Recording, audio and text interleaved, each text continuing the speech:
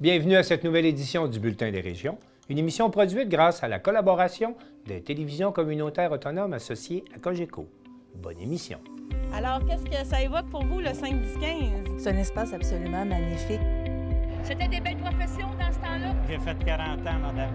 Non, Je vois l'homme comme un arbre parce que l'homme prend racine comme l'arbre. Avez-vous l'impression qu'il y a une relève pour ça? Est-ce qu'il y a des jeunes qui vont pour pas que ça se perde? C'est cette année que ça vaut vraiment la peine de venir au marché public. Ça représente une belle tradition, en fait, qui est un peu un porte-bonheur pour les pêcheurs.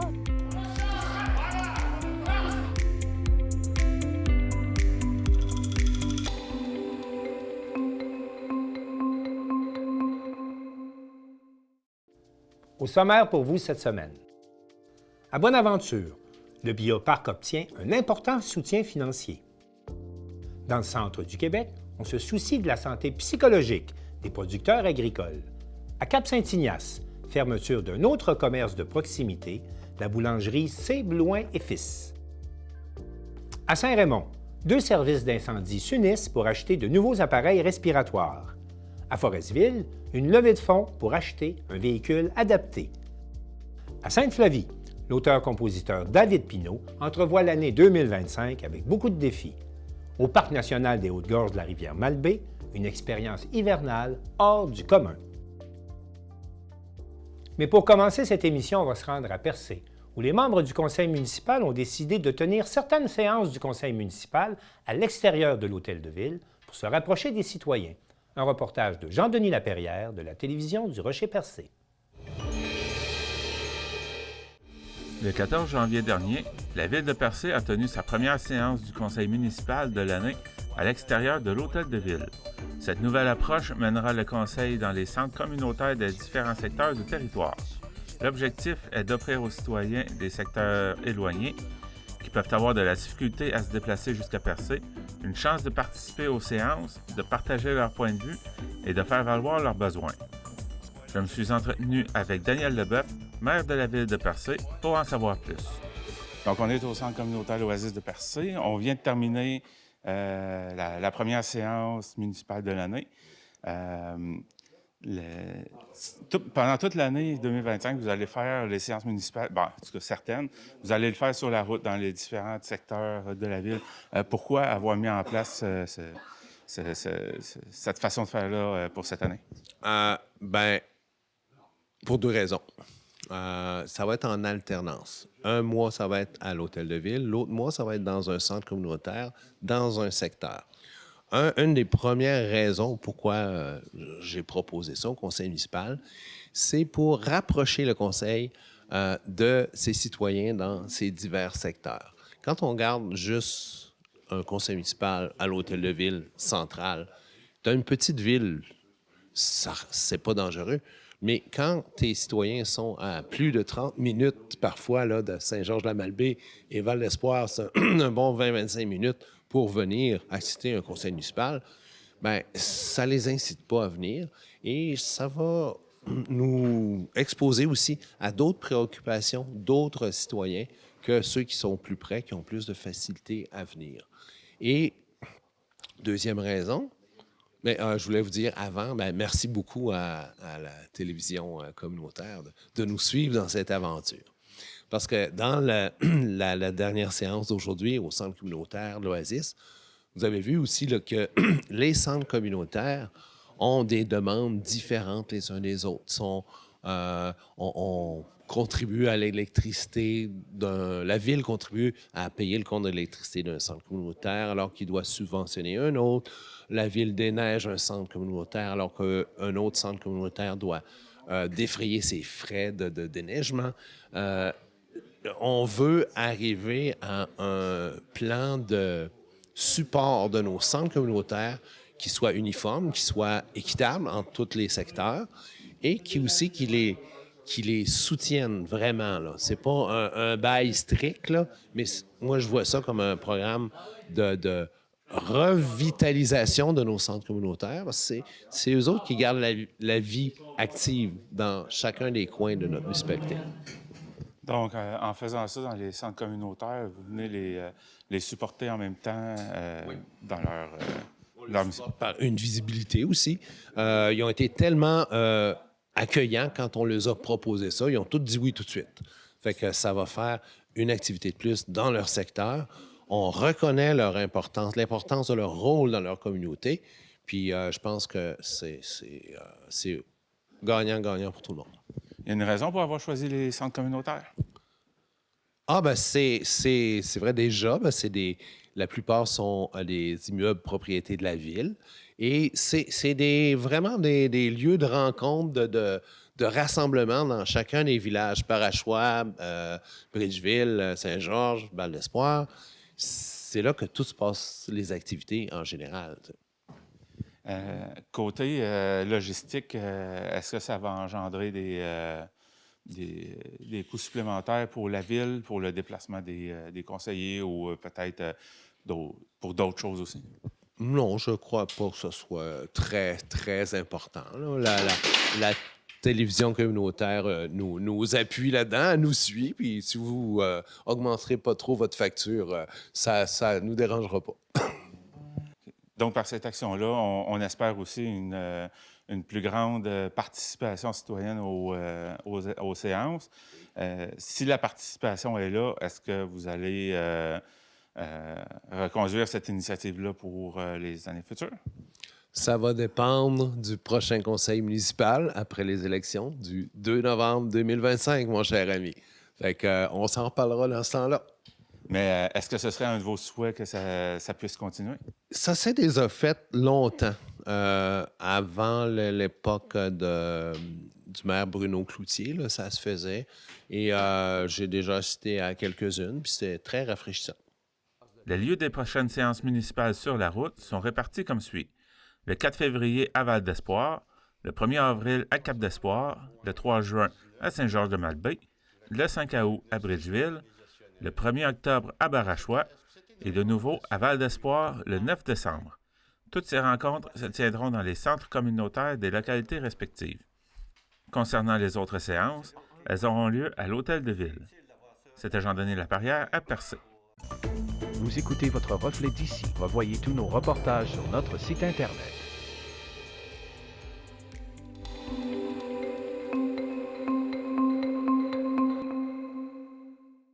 J'accueille maintenant Valérie Pinault de Télévague pour faire le point sur les dossiers d'actualité de sa région. Valérie, bonjour. Bonjour, Martin. Première question, Valérie. Télévague, ça couvre quel territoire? Oui, Télévague, il couvre de la MRC de Bonaventure et la MRC du Rocher-Percé. Ça s'étend de la ville de Bonaventure jusqu'à Chandler, sur une centaine de kilomètres linéaires. Et sur ce territoire, et c'est chez vous que Développement économique Canada, en début d'année, a procédé à l'annonce d'importants investissements pour 11 projets. Je vous écoute. Oui, bien, justement, le Parlement à Ottawa, il est en suspens, mais ça n'a pas empêché le gouvernement fédéral de faire une annonce au Bioparc à Bonaventure il y a une dizaine de jours. Oui. C'était la ministre députée Diane Leboutillier, qui est de notre région. Elle a annoncé que le gouvernement fédéral accordait 10,1 millions de dollars à 11 porteurs de projets de la région. Ça, c'était pour dans les attraits touristiques ou pour augmenter la productivité ou l'innovation d'une entreprise ou d'un organisme. Quelles sont les entreprises qui ont reçu des fonds? Oui, bien, celle qui a eu la plus grande part du gâteau, c'est le Bioparc. Il a reçu 2,7 millions de dollars. Ça, c'était pour leur plan d'aménagement. Ils vont créer agrandir et créer une nouvelle partie de la clinique pour les animaux et reconstruire aussi des enclos pour les animaux. Ensuite, on a Mérineuve. Mérineuve, qui est située à Grande-Rivière. Eux autres, ils ont eu comme 2 millions de dollars. Puis eux autres, ils font de l'étude et de la recherche scientifique pour l'industrie de la pêche et de l'aquaculture. On a aussi AAM Canada, qui sont situés à Cap-Chat. Eux autres, c'est pour augmenter leur productivité en alumine et les dérivés d'aluminium. Il y a aussi Cuisimère. Cuisimère, eux autres, sont situés à Mont-Louis. Ils font de la transformation de poissons pêchés du fleuve Saint-Laurent. Il y a aussi le parc de la petite rivière, de la petite Cascapédia, le village en chanson de Petite-Vallée. Oui. Il y a les bateliers de Percé aussi, qui vont recevoir de l'argent. On a aussi le regroupement des pêcheurs Gaspésie-Sud et puis la Corporation de développement de la Marthe, qui eux autres, ils ont un plan d'aménagement pour leur fort à la Marthe. Je crois que ça fait le tour. Oui, et comme on peut voir, ça touche beaucoup le tourisme, mais aussi d'autres secteurs, des secteurs de recherche là-dedans. Oui. J'aimerais également savoir, là, vous nous apprenez qu'il y a 2 municipalités qui ont décidé de travailler ensemble pour avoir le même puits, la même prise d'eau. Pouvez-vous nous expliquer là, comment on en vient à travailler ensemble comme ça, 2 municipalités? Oui, bien, après 5 ans d'années à travailler ensemble, ils ont conclu une entente entre la municipalité de New-Carlisle et la ville de Passepébiac. Ils vont unifier leurs 2 systèmes d'eau potable parce que leurs eaux usées sont déjà liées ensemble. OK. Donc, on poursuit la fusion. Qu'est-ce que ça signifie comme travaux, ça, puis comme investissement? Oui. Bien, la municipalité de New-Carlisle doit construire un réservoir qui va être situé en arrière de l'école secondaire anglophone. Puis, ce réservoir-là, c'est parce que la municipalité, le problème, c'est qu'il manquait de pression d'eau et il y avait un problème de qualité, de l'esthétique de l'eau. L'eau, des fois, elle virait aux brunes. Mais c'était pas de leur faute, là. C'est à cause que c'est une réaction il y avait beaucoup de manganèse dans l'eau et ça faisait une réaction avec le chlore. Puis justement, le maire de New-Carlisle m'a mentionné que c'est arrivé une couple de fois en conseil de ville qu'il a reçu des draps blancs sur sa table et des bobettes de couleur rouille, là, tu sais. Fait que... Le message était clair. Le message était clair. Oui. C'est ça. La population s'en venait émue de ça. Et du côté de Passepébiac, dans Passepébiac-Ouest, il y avait un problème de pression d'eau.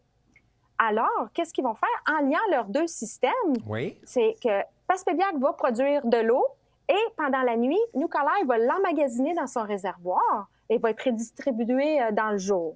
Puis aussi, qu'est-ce que l'avantage de ça? C'est que ça va apporter des améliorations de technologie pour que les 2 systèmes puissent se parler. Puis les gens qui s'occupent du système d'eau vont pouvoir voir à distance, c'est toutes des données numériques, au lieu d'aller prendre des données de débit d'eau manuellement. Et qu'est-ce qui est très intéressant, c'est qu'en liant 2 municipalités, bien, notre subvention tombe au lieu de 65 ça tombe à 90 qui va être financé. Oui, il y a 2 ans, ils ont fait l'évaluation du projet, puis ça revenait à peu près à 10 millions de dollars. Mais financé à 90 ça donnerait à peu près 1 million financé sur 30 ans pour chaque des 2 municipalités. C'est très intéressant. Est-ce qu'on sait à quel endroit vont être construites ces nouvelles infrastructures et puis à quel moment là, vous allez pouvoir bénéficier de ces nouveaux systèmes? Oui. Bon, là, le réservoir va être construit à New-Carlisle, où il y a l'école secondaire puis primaire présentement. Mais là, il y a un enjeu spécial. C'est parce que la municipalité est en train de construire une nouvelle école primaire secondaire anglophone. OK? Puis cette école-là, le problème, c'est qu'il n'y aura pas assez de pression dans le système existant de pression d'eau pour faire fonctionner les gicleurs de l'école. Puis l'école est supposée ouvrir en janvier 2026. C'est quand même assez rapproché dans le délai. Fait que la municipalité et la commission scolaire fait des pressions sur les différents paliers politiques pour mettre ce dossier-là, sur le haut de la pile, si on veut, pour qu'il soit traité au programme Primo dans les premiers. Parce qu'il faut qu'ils commencent assez vite, là, les travaux, pour que ça soit en fonction pour janvier 2026. Donc, il reste la question de l'école, la nouvelle école secondaire anglophone au niveau de la pression d'eau. Mais ça m'amène une autre question. Vous avez une communauté anglophone assez forte, assez puissante, je dirais pas puissante, mais assez nombreuse, pour construire une école secondaire anglophone dans votre coin de pays. Oui, je vais vous dire franchement, on a plusieurs municipalités où il y a des petits groupes anglophones. Là. Il y a New-Carlisle, Chigawaite, Port-Daniel, Old Town. Et puis si on regarde, là, c'est comme la MRC de Bonaventure, c'est 14,6 de notre population qui est anglophone. Et dans la MRC du Rocher-Percé, c'est 7,2. Fait que ça va être quand même une école tout nouveau genre, une nouvelle génération d'écoles, toute high-tech, technologique. Puis ça va regrouper le primaire et le secondaire. Et ça, cette école-là, vous l'avez dit, la ouverture en janvier 2026.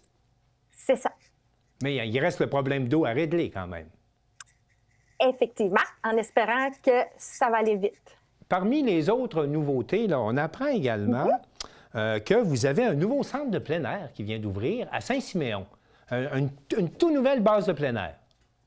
Oui, c'est en plein ça. Leur ancien chalet, il était un peu désuet. OK. Fait que qu'est-ce que j'ai fait, c'est que j'ai préparé un beau reportage. Oui. Fait que je vous laisse le plaisir de le regarder. Alors, on écoute ce reportage à l'instant et j'en profite pour vous dire merci beaucoup, Valérie Pinault, et au plaisir d'écouter vos reportages. Merci, Martin. La municipalité de Saint-Siméon s'est dotée d'un tout nouveau centre plein air pouvant accueillir jusqu'à 120 personnes. Ce bâtiment moderne et fonctionnel est équipé de la fibre optique ainsi que d'un plancher chauffant, offrant ainsi un confort optimal à ses visiteurs. À Saint-Siméon, on avait un centre plein air qui s'appelait le Chalet des Sports à l'époque, qui était en fin de vie, qui datait de bien des années. C'est un bâtiment qui était très âgé. Au niveau du code du bâtiment du Québec, là, ça répondait plus ou moins aux normes, puis c'était pas sécuritaire. Alors, en 2018, on a commencé à travailler sur des esquisses préliminaires. On a commencé à travailler sur des plans pour se doter d'un nouveau centre plein air. Au début, on pensait essayer de rénover l'ancien, sauf qu'on a fait faire une étude de vétusté, puis ça s'est révélé que le bâtiment répondait plus aux normes puis qu'il était désuet. Fait qu'on a opté pour un bâtiment neuf. On a déposé dans ce qu'ils appellent le PAFIR, un programme du ministère de l'Éducation supérieure pour essayer à l'époque, en 2019, puis on a été refusé. Fait qu'au final, on a réussi à trouver du financement à même notre programme TEC. Puis on est allé de l'avant pour la construction d'un nouveau centre plein air. Ça a pris 6 ans, du début à la fin, avant de voir notre projet prendre forme. Ouais. Coûtait combien le bâtiment? Le bâtiment, au final, on a encore quelques petites choses, mais devrait avoisiner 1 650 000 $. Par contre, au niveau financement, ce que la municipalité aura à financer, là, au final, c'est environ 450 000, 455 000 pour les 25 prochaines années. L'hiver, c'est certain, bien, on offre le ski de fond, on offre la raquette, on a de la glissade, on a une grosse côte, là. On est sur le sommet d'un monticule, fait qu'on a une glissade pour les enfants. Quand on parle de raquettes de ski, on fait du prêt de ski de fond gratuitement, bottines et ski de fond pour adultes. On fait du prêt de raquettes aussi pour les enfants et adultes. On a aussi des luges pour glisser, on a différents équipements. Puis en plus, c'est ouvert à la population en général. Ils peuvent venir jouer aux cartes, ils peuvent venir jouer à des jeux de société, ils peuvent venir tout simplement socialiser. On a un opérateur à l'intérieur, on a une cuisine commerciale. Pourquoi vous avez décidé de prendre la concession alimentaire ici? La raison, c'était un peu pour redonner aux citoyens de Saint-Siméon, pour qu'on ait une belle place. Ma conjointe est propriétaire du Costco du Ruisseau, puis ça fait qu'on est habitué là-dedans. Fait que c'est un peu pour ça. Le sentier motoneige, il passe-tu près du centre plein air? Oui, absolument. Il passe très près, fait que les gens vont pouvoir arrêter lorsqu'il va y avoir de la neige. Allez-vous avoir des soirées spéciales ou... Oui, on a déjà commencé même. On fait des brunchs le matin. Là, tu parles de soirée. On va avoir la prochaine, c'est Pokéball, qui va être vendredi le 10. Et le 17, on sait déjà que c'est mets chinois. Puis on y va avec, au fur et à mesure, on décide de ce qu'on fait. Là. Les heures d'ouverture, c'est fermé les lundis et mardis. Sinon, c'est ouvert les mercredis, jeudis, vendredis, samedis et dimanches, de 10h le matin jusqu'à 18h le soir. Puis les vendredis et samedis, si jamais il y a du monde, c'est 18h et plus. Là, ça reste ouvert tant aussi longtemps qu'il y a des gens. Après la saison d'hiver, est-ce que le chalet va rester ouvert au grand public? Il va être ouvert pour les locations. Présentement, on a notre saison hivernale qui débute du 15 décembre au 15 de mars. Après ça, il va être disponible. Il n'y aura plus l'opérateur à l'intérieur, mais il va être disponible pour des locations diverses. Baptême, mariage, colloques, réunions. Il va être ouvert à la population qui voudront le louer pour en faire des activités. Mais sa principale utilité présentement, longtemps qu'on se parle, c'est pour des opérations hivernales ouvertes au public. Pensez-vous que le centre plein air va devenir un lieu de rassemblement pour les citoyens? Certainement, ça l'est déjà.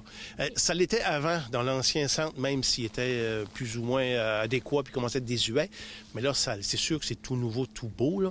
Mais le fait d'avoir un opérateur à l'intérieur, c'est vraiment toute la différence. Puis c'est très, très attractif. On a des citoyens de chez nous, mais des citoyens de Bonaventure, Caplan, Saint-Alphonse. C'est ouvert à tout le monde. Oui, c'est un beau lieu de rassemblement, puis j'espère que ça va continuer. Le prochain objectif, c'est le site de l'île.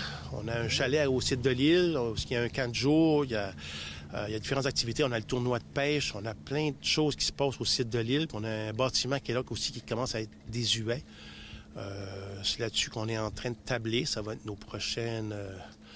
notre prochain travail pour cette année et les années à venir. Là, on l'a mis à notre plan triennal d'investissement. Puis on a essayé de voir ce qu'on peut faire pour améliorer la qualité des activités offertes au site de l'île. Bien, merci beaucoup et bravo pour votre beau centre plein air. Bien, merci, ça fait plaisir. Bonne journée.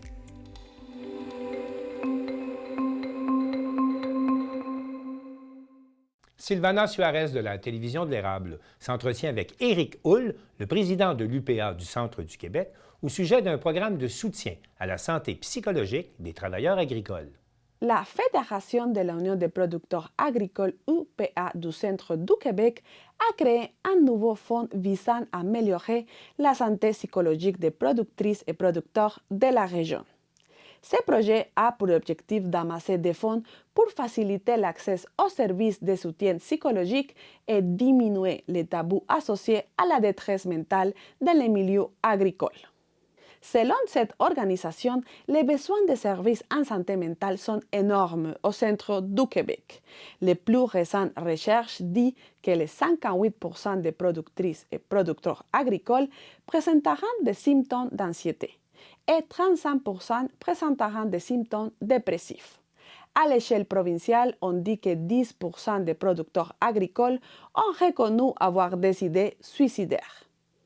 Monsieur Éric Houle, vice-président de la Fédération de la UPA du Centre du Québec, qui a également vécu des problèmes de santé mentale, assure que ce nouveau fonds prévoit offrir des services tels que le remplacement gratuit des travailleurs qui ne se sentent pas aptes au travail, entre autres. Bienvenue. Monsieur Éric, bonjour et bienvenue à cette émission. Bonjour, ça me fait plaisir.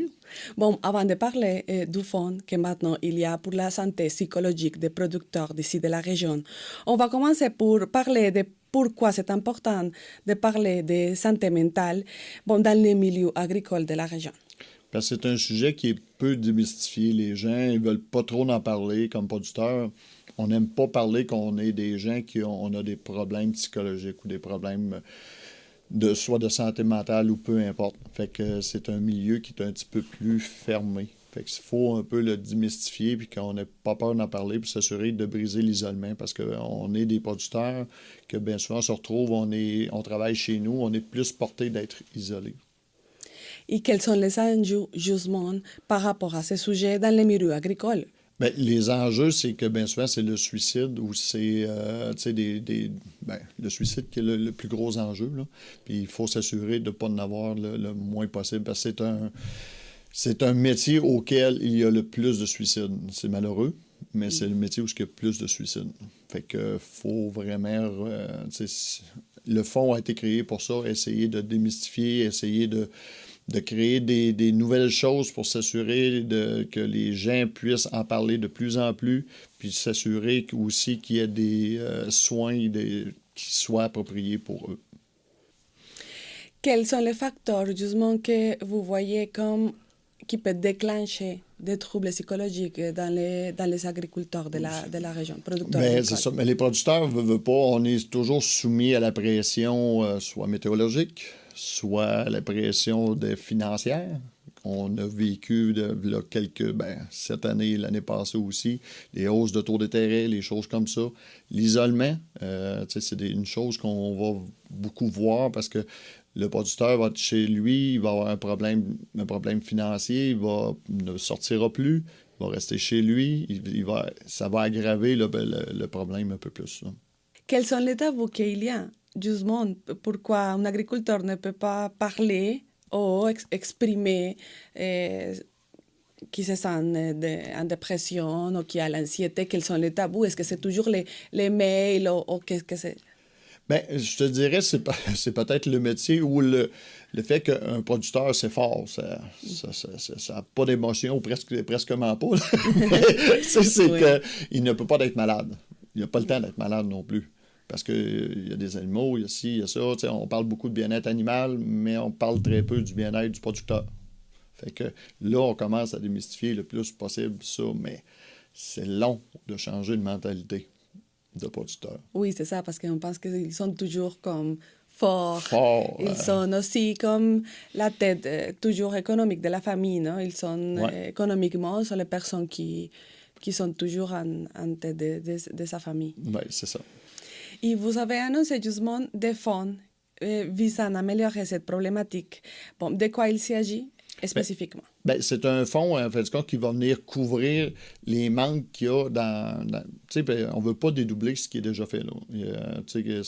Soit COSIUS, soit Agri-Ressources, soit tous les services qui sont alentours, on ne veut pas le dédoubler, mais s'il manque des choses, des projets, c'est comme on parlait tantôt au cœur de maison des familles agricoles, si le producteur s'en va se reposer là, bien pendant, mettons, 1 semaine, 2 semaines, mais qui fait son train chez eux?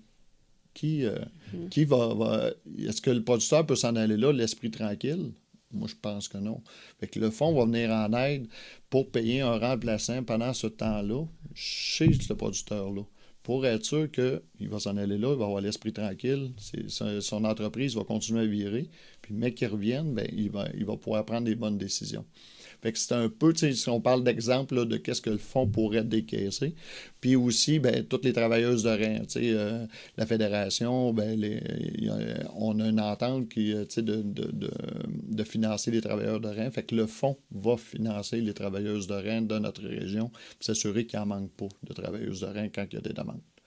Et est-ce que aussi il y a l'option de demande de services d'un psychologue ou c'est seulement pour la relève? Le fonds, il y a vraiment un conseil d'administration qui est détaché de la fédération de l'UPA, mais qui, eux, ils vont faire l'analyse de la demande selon les référencements qu'ils vont avoir eu, soit les travailleuses de rein, soit par les gens du CIUS ou peu importe. Là. Fait que ça va être vraiment un organisme à but non lucratif là, qui a été formé. Puis, c'est ça, la fédération, bien, là-dedans, on a mis 50 000 là, pour débuter le fonds, là, pour donner un petit boost. Là. Puis ce qu'on veut, c'est d'avoir des partenaires pour s'assurer que ce fonds-là ne s'épuise pas, pour continuer toujours à offrir des services. Là. Et pour terminer, il y a un sujet qui pour moi c'est très important. Vous avez déjà parlé sur ça, mais j'aimerais avoir plus de détails sur la HALT. Oui. C'est comme une coopérative de remplacement de main-d'œuvre agricole. Oui. Comment est-ce qu'un agriculteur peut demander cette aide? Parce que je pense que c'est important, justement, parce que c'est trop de travail. Bien, cette coopérative-là, c'est une coopérative de producteurs et de remplaçants. Fait que c'est une coopérative, les deux sont dans la même coopérative. Puis, il s'agit d'être membre, de demander d'être membre. Puis, tu as une cotisation annuelle que tu peux payer temps par année, un peu comme un CAA. Fait que tu peux l'avoir. Mais aussi, il y a une chose qui est pas pire dans ce service-là, c'est qu'en cas d'urgence, tu deviens prioritaire. Maladie, mortalité, peu importe, tu as des urgences qui sont plus prioritaires qu'un surcroît de travail. Fait que le remplaçant va être changé de place pour s'assurer que celui qui a une urgence chez lui, il soit capable d'avoir du remplacement. Puis c'est des gens, les remplaçants, c'est des gens qui sont équivalents, moi je vous dirais, d'un gérant de ferme, puis tu sais, il fait tout, là. C'est un producteur, là, qui vient prendre ta place pendant un certain temps quand tu fais la demande. Fait que, mais il s'agit d'appeler, mettons, à la halte, là, pour prendre des renseignements, là, au niveau, là. Puis c'est un service qui est depuis, ils viennent de fêter leurs 10 ans, là, cette année. C'est le premier service au Québec qui a été fait. Puis maintenant, il y en a un deuxième au Lac-Saint-Jean. Mais on est chanceux au centre du Québec, on a ce service-là. Parce qu'ailleurs, ça n'existe pas. Et les agriculteurs peuvent le demander au centre du Québec, la halte couvre le centre du Québec au complet.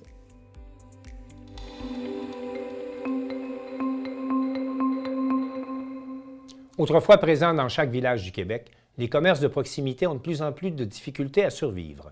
C'est le cas de la boulangerie C. Blouin et Fils à Cap-Saint-Ignace, qui malheureusement cessera ses activités dans quelques semaines. Un reportage de Jean Carbonneau de CEMA TV.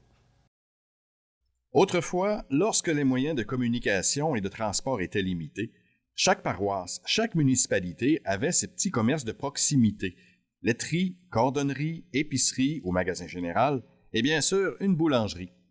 Depuis quelques années, on assiste impuissant à la fermeture de ces commerces qui permettaient aux citoyens de répondre à ses besoins autour de chez lui. Dans la région de Bellechasse et Montmagny, plusieurs de ces commerces, dont des boulangeries, ont fermé leurs portes petit à petit, que ce soit à Montmagny, la boulangerie Fortin, à Saint-Philémon et récemment à Saint-Fabien-de-Panay, la boulangerie Boutin. Maintenant, c'est au tour de la boulangerie C. Blouin et Fils à Cap-Saint-Ignace. L'entreprise, reprise en 1958 par Claude Blouin, est parmi les dernières à être encore en activité dans la région. Rencontrée par CMA TV Information, l'une des propriétaires nous a expliqué que l'entreprise fermera définitivement son four à pain le 17 janvier prochain.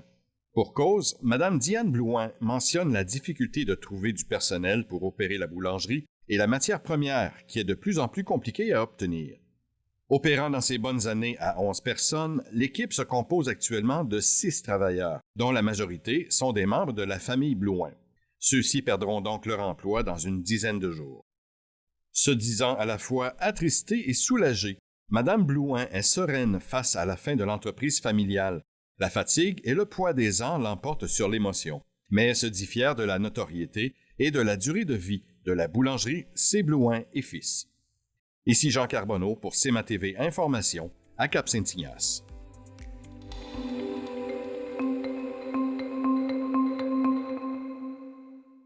Les villes de Saint-Raymond et de Pont-Rouge ont réalisé d'importantes économies en s'unissant pour acheter de nouveaux appareils respiratoires pour leur service d'incendie.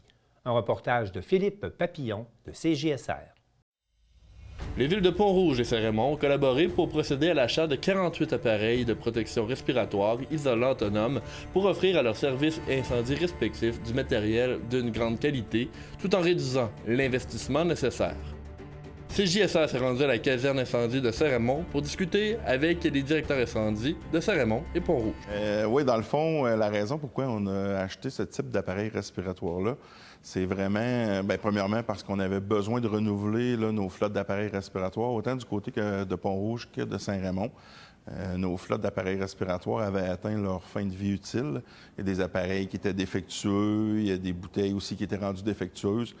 Puis, c'est des appareils qui dataient quand même d'une 15 à 20 années d'âge. Fait que c'est des technologies qui étaient plus vieilles, puis les pièces étaient plus disponibles pour faire la réparation ou très coûteuses. Fait que c'est la première raison qui nous a amené vraiment à aller en appel d'offres pour remplacer les appareils respiratoires. Alors, pourquoi c'est important le changement? Bien, entre autres, au niveau de la décontamination des appareils pour le lavage après les interventions. On avait aussi une spécification au niveau du harnais qui était beaucoup plus sécuritaire et avec une charge plus grande au niveau du transport d'un pompier, par exemple, qui serait en détresse. Et entre les 4 services incendie, l'interopérabilité, on a 220 cylindres disponibles pour se partager les cylindres dans l'intervention majeure. Enfin, si Pont-Rouge vient à Saint-Raymond ou Saint-Raymond vient à Pont-Rouge, Saint-Basile ou Sainte-Catherine-la-Jacques-Cartier, par exemple, tous les cylindres sont communs, on peut les interchanger entre les appareils respiratoires sans problème parce qu'on a le même modèle. Si on parle des composants de l'appareil respiratoire, une des nouveautés, c'est le harnais, comme je vous parlais tout à l'heure, entre autres avec la possibilité d'accrocher un crochet ici pour le sauvetage d'un pompier. C'est 1000 livres de charge possible. Et l'harnais a été aussi renforcé pour tirer de chacun des côtés. Et on a une poignée ici pour peut-être faire le sauvetage d'un pompier qui pourrait être en détresse. À l'intérieur du harnais, on a maintenant des batteries rechargeables avec une durée de 18 heures, ce qui nous permet de faire de longues interventions puis pas manquer de batterie pour les fonctions vitales de l'appareil respiratoire. Au niveau du cylindre pour l'apport en air, pour fournir l'appareil, on a 2 modèles de cylindres qu'on a acquis. Il y a un cylindre de plus petite taille. L'avantage, il est plus léger, plus compact aussi. Fait qu'un pompier pourrait se fatiguer moins vite pour des types d'interventions où il n'y aura pas toujours besoin d'être connecté. Le cylindre dure en moyenne environ 30 minutes, dépendamment du travail qui est accompli par le pompier. L'autre type de cylindre, c'est le cylindre qu'on a en plus grande quantité, les 2 villes. C'est un cylindre qui va durer environ 45 minutes. Un petit peu plus lourd, un petit peu plus volumineux, mais par contre, plus d'autonomie pour un pompier qui va travailler sur un toit ou dans une échelle. Puis aussi, sur les cylindres, une innovation qu'on a avec notre nouvelle génération d'appareils respiratoires, c'est vraiment ce qu'on appelle le Quick Connect. Avant, sur l'ancienne génération, c'était des filets qu'on vissait. On pouvait avoir de la saleté un peu ou du gel, des fois, qui rendait difficile la connexion. Là, tout se fait rapidement par le Quick Connect.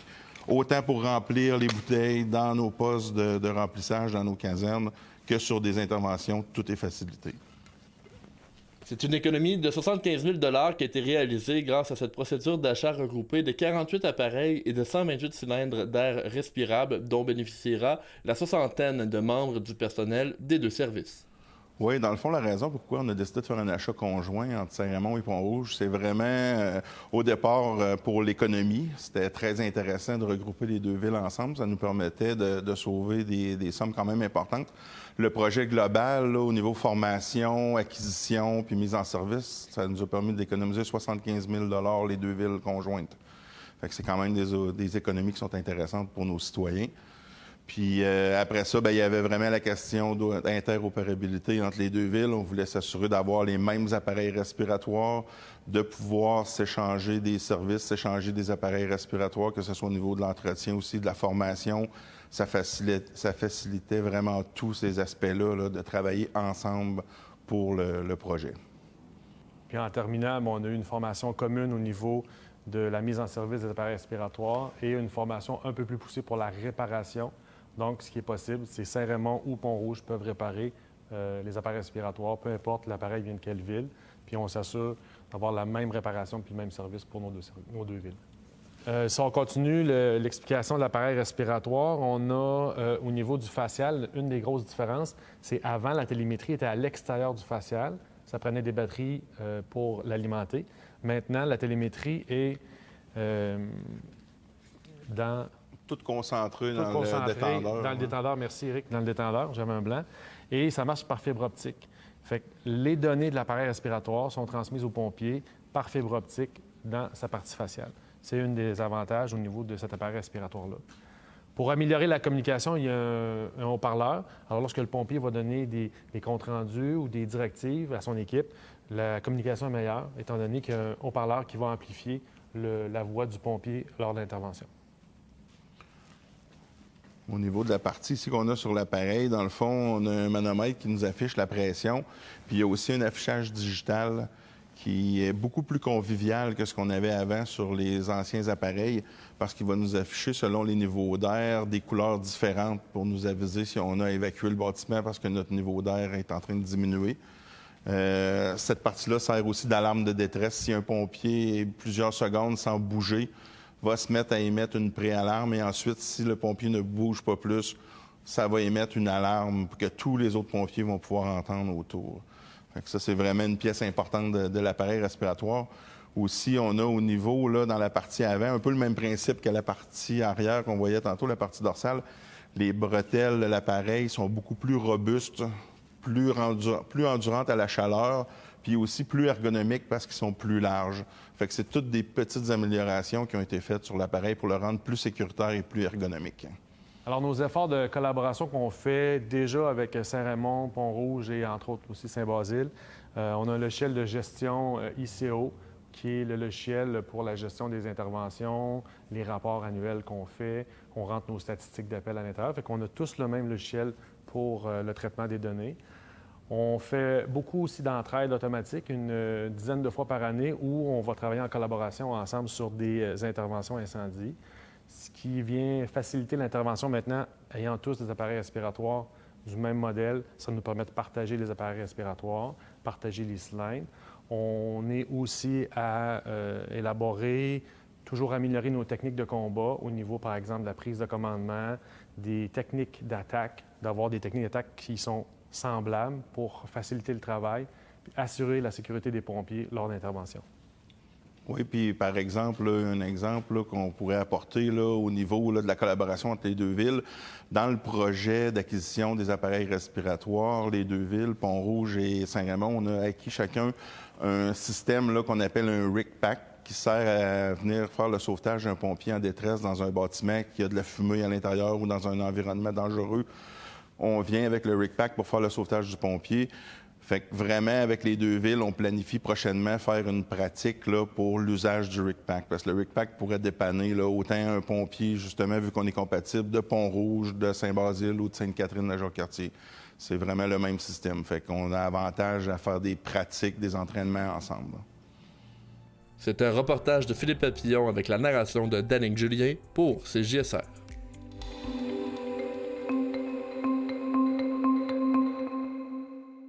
Joanie Michaud-Godreau de la Télévision du Littoral nous présente l'histoire d'une mère d'un jeune handicapé qui a besoin d'aide pour l'achat d'un nouveau véhicule adapté car son fils doit suivre des traitements qui ne sont offerts qu'à Montréal.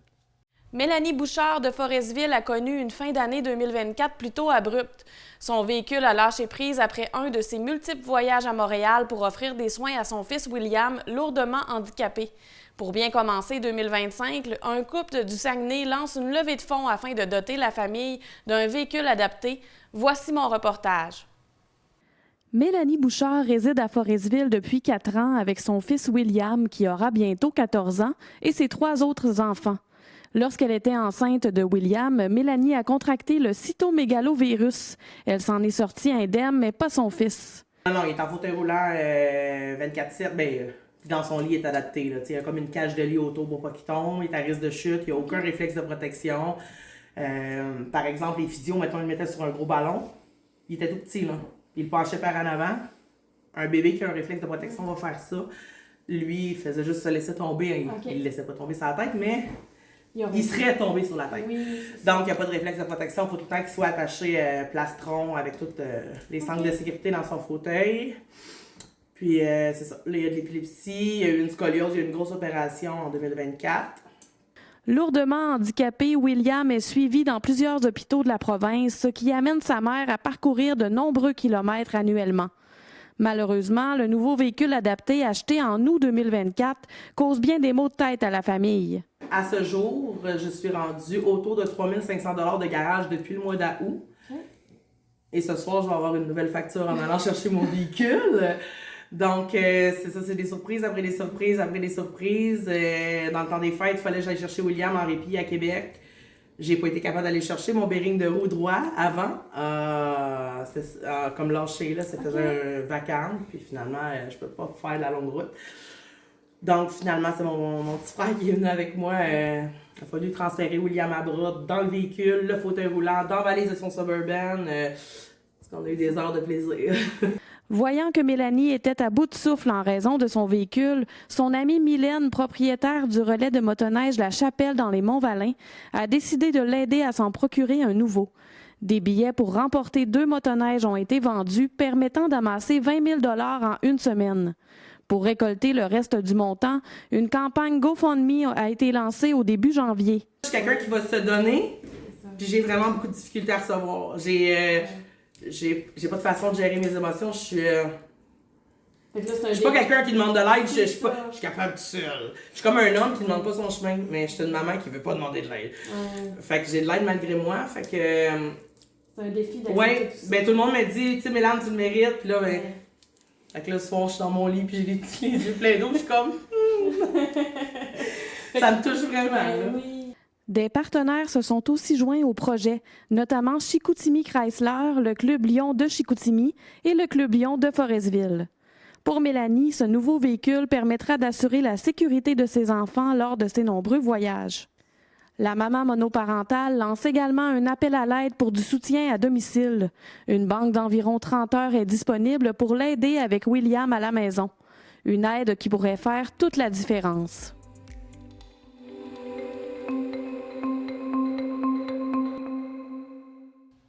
L'année 2024 fut bien remplie pour l'auteur-compositeur-interprète David Pinault et 2025 s'annonce tout aussi occupé, comme l'a constaté Marc Després de la Télévision de la Métisse.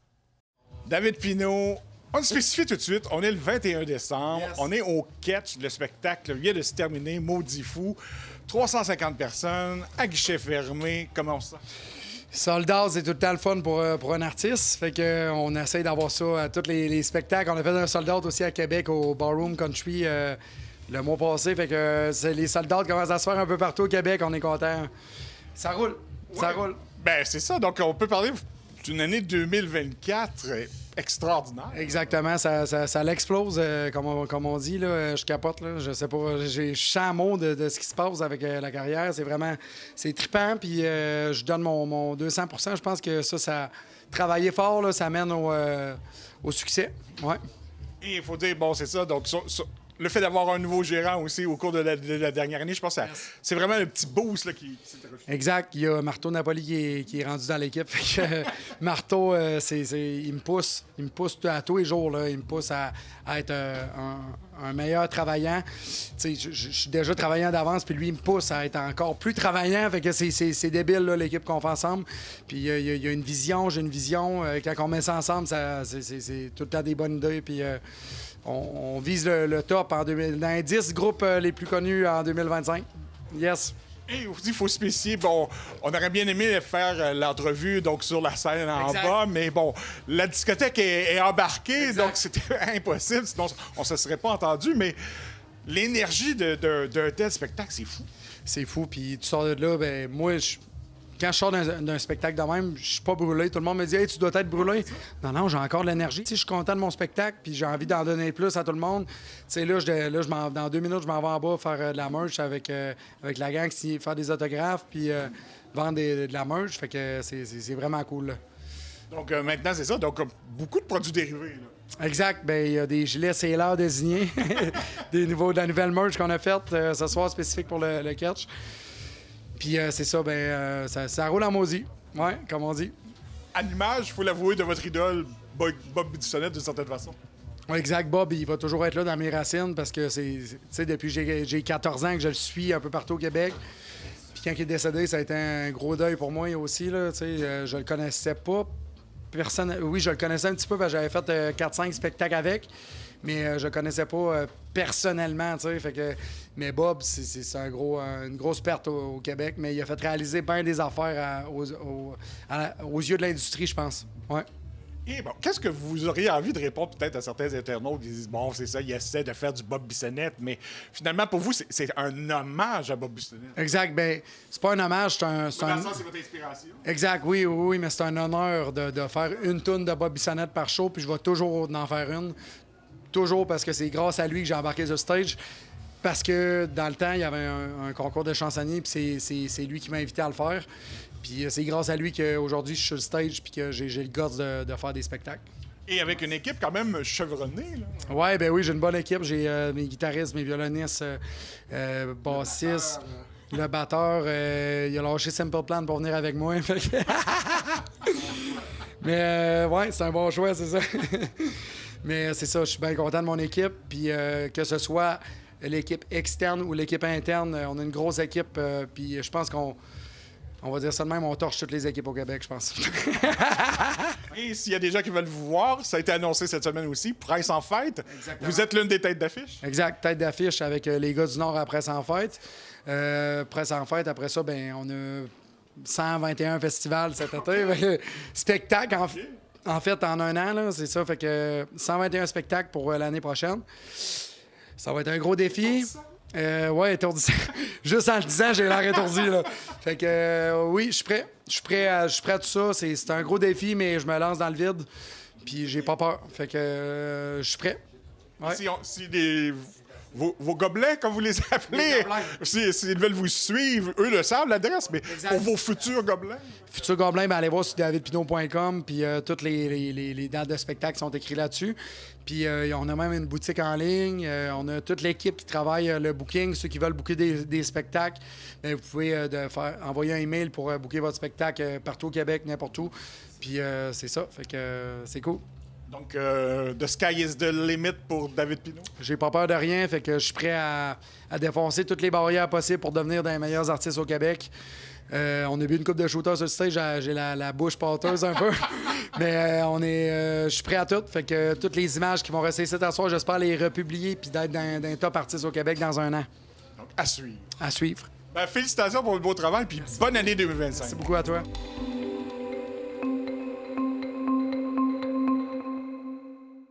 Mathieu Larivière de TVCO nous présente les nouvelles activités hivernales qui sont offertes dans les 2 parcs nationaux de Charlevoix.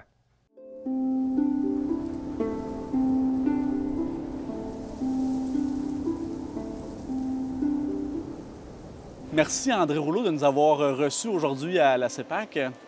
On vient parler avec vous des nouveautés qui sont disponibles dans les 2 parcs nationaux de Charlevoix cet hiver.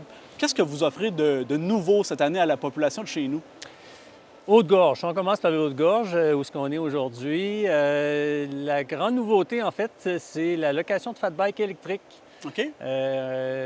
L'Équerre est un attrait important au Parc national des Hautes-Gorges, mais c'est à 8 km à partir du stationnement et puis de l'accueil. C'est un secteur qui est situé dans une portion particulière de la rivière? Oui, c'est ça. Si on longe la rivière en amont, à 8 km de l'accueil du draveur, on a un beau point de vue sur la rivière. La rivière fait un 90 degrés. On a un refuge là-bas, chauffé pour accueillir les gens. Ça se faisait en ski de fond. On trace en ski de fond d'ailleurs avec un équipement, ce qui nous donne des très belles conditions de ski. On offrait aussi du fat bike conventionnel. Oui. Mais là, cette année, on a fait l'acquisition de 7 fat bikes électriques qui facilitent beaucoup les choses. Ça, c'est la nouveauté cette année. Question de donner un peu plus d'adrénaline. Bien, en fait, donner une opportunité à des gens peut-être un peu moins en forme. On sait que le fat bike, quand même, ça demande beaucoup d'énergie. Oui. Fat bike électrique, bien, ça facilite beaucoup les choses. On a pu l'expérimenter ensemble tantôt. Ça donne un beau plaisir. Oh, oui, une impression de vitesse aussi là, qui est réelle.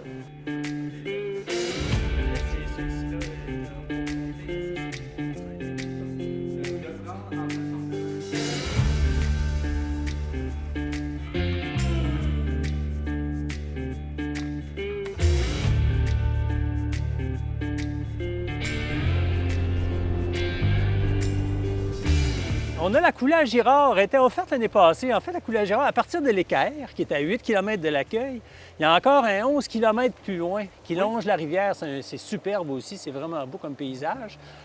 Cette partie-là est offerte uniquement soit en ski nordique, à pied, lorsque c'est bien tapé, en raquette. Et puis là, on est en train de caractériser le milieu pour voir s'il y aurait possibilité de tracer en ski de fond, éventuellement peut-être jusqu'au fond de la coulée à Girard. Donc, on vient rajouter un beau terrain de jeu pour les adeptes de ski de fond. Là. Oui. Aller-retour, ça représente près d'une vingtaine de kilomètres. Au-delà de 20 km de ski de fond.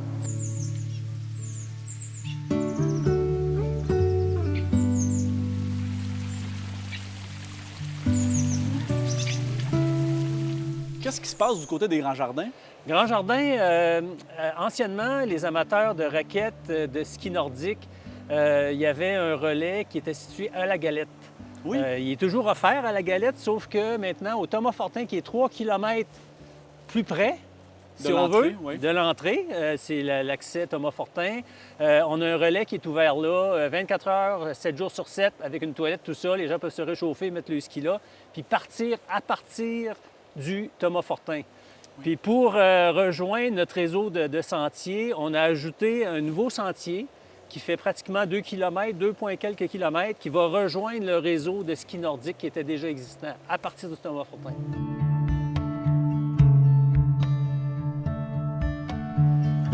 Une autre nouveauté aussi, c'est que à partir de ce 2 km-là, on a accès à un nouveau point de vue sur une montagne qui est derrière le Thomas Fortin. C'est un secret bien gardé, ce sommet-là. Ça nous donne une vision 360 là, sur toutes les montagnes. On voit pratiquement d'après moi, on voit jusqu'au camp Mercier à partir de ce point de vue-là. Est-ce que c'est accessible aussi en raquette? Oui, absolument. Okay. Oui, raquette, ski nordique. Et puis, lorsque c'est bien tapé, bien là, c'est sûr qu'il n'y a pas neigé depuis longtemps, là, ça va être possible à pied avec des crampons, éventuellement, mais c'est sûr, il faut prévoir des raquettes minimalement pour se rendre dans ce coin-là. Donc, de belles activités pour toute la famille au courant de l'hiver à venir. Oui. Oui, puis ça s'ajoute en fait aux Hautes-Gorges, ça s'ajoute à la glissade qu'on a ici en arrière. La patinoire, nos gens sont en train de travailler pour aménager la patinoire qui devrait être prête. En tout cas, on espère. Les conditions sont un peu... hasardeuse. En dents de scie, si on veut. Là. Fait qu'on va se mettre à préparer la patinoire d'ici quelques jours. Fait qu'on espère pouvoir patiner d'ici peut-être 1 semaine, 2 semaines. On va voir selon les conditions.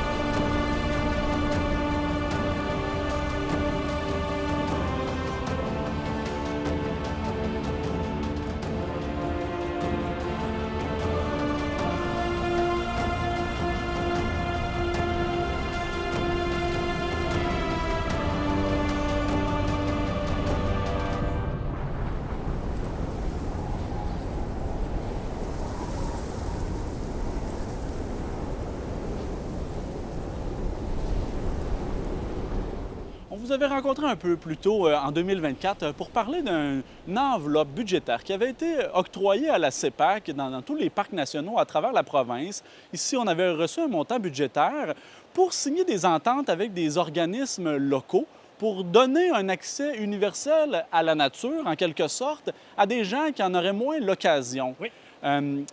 6 mois plus tard, on se rencontre aujourd'hui à nouveau. Qu'est-ce qui est advenu de ce montant-là? Avez-vous signé des ententes avec des partenaires dans la région? On a 4 ententes de signer avec des partenaires. Il y a des petits groupes qui sont venus au parc Grand Jardin Haute-Gorge. C'est toujours en cours. Il y a encore de l'argent disponible pour que les gens puissent accéder via des organismes à nos parcs nationaux.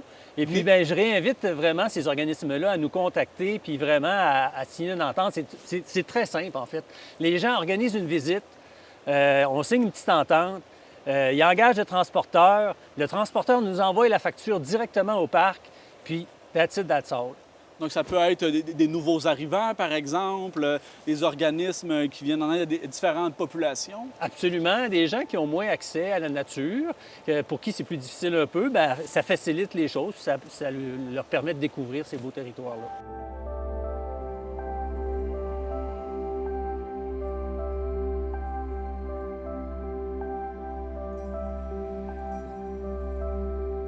Je vous demanderai également comment a été, de façon générale, l'année 2024, si on fait un bilan touristique de l'achalandage par rapport aux années précédentes?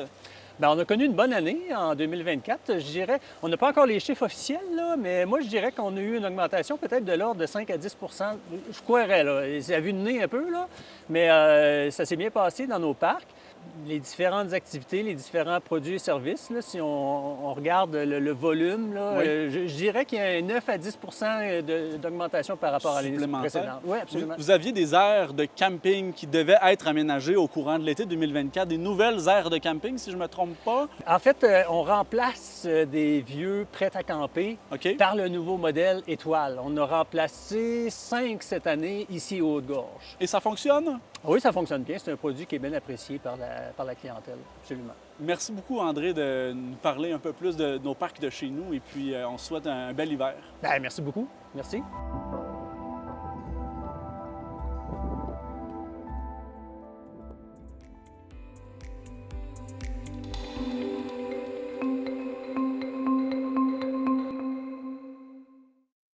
C'est tout pour le Bulletin des régions cette semaine.